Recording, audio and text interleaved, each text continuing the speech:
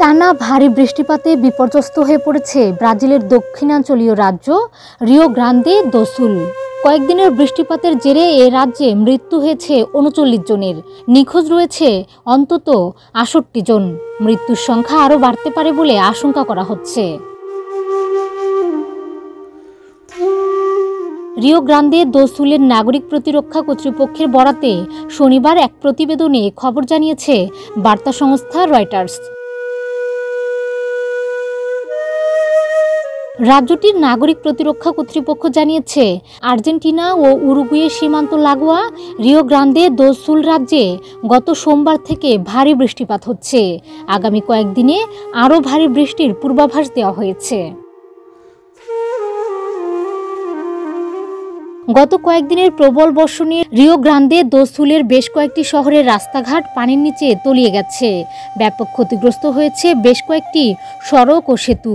এছাড়া ঝড়ের কারণে স্থানীয় একটি জলবিদ্যুৎ কেন্দ্রের জলাধারের আংশিক ধসে পড়েছে। আরেকটি জলাধারও ধসে পড়ার ঝুঁকিতে রয়েছে।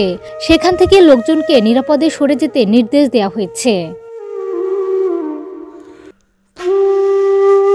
প্রাকৃতিক দুর্যোগে ৬৮ জন এখনও নিখোঁজ রয়েছে। ঝড় বৃষ্টিতে রাজ্যের ৪৯৭টি শহর ক্ষতিগ্রস্ত হয়েছে এবং মৃত্যু ও নিখোঁজের পাশাপাশি এসব শহরের অন্তত ২৪,০০০ মানুষ বাস্তুচ্যুত হয়েছে।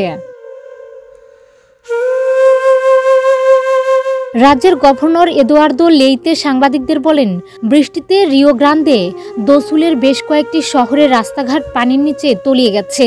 বেশ কয়েকটি সড়ক ও সেতু ব্যাপক ক্ষতিগ্রস্ত হয়েছে। এছাড়াও অনেক জায়গায় ভূমিধস দেখা দিয়েছে। স্থানীয় বাসিন্দাদের সরে যাওয়ার নির্দেশ দেওয়া হয়েছে।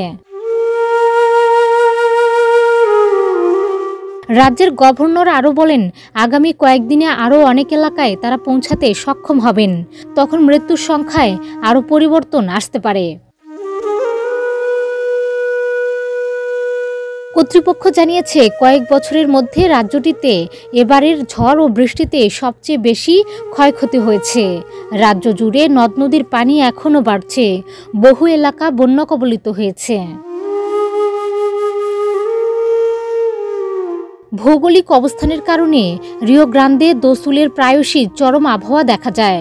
স্থানীয় বিজ্ঞানীদের ধারণা, জলবায়ু পরিবর্তনের কারণে এই চরম আবহাওয়া ক্রমশ খারাপ হচ্ছে। কখনো কখনো সেখানে প্রবল বৃষ্টিপাত হয়, কখনো আবার দেখা দেয় খরা। এদিকে দুর্যোগের মধ্যেই রাজ্যটি পরিদর্শনে যান ব্রাজিলের প্রেসিডেন্ট লুলা দা সিলভা।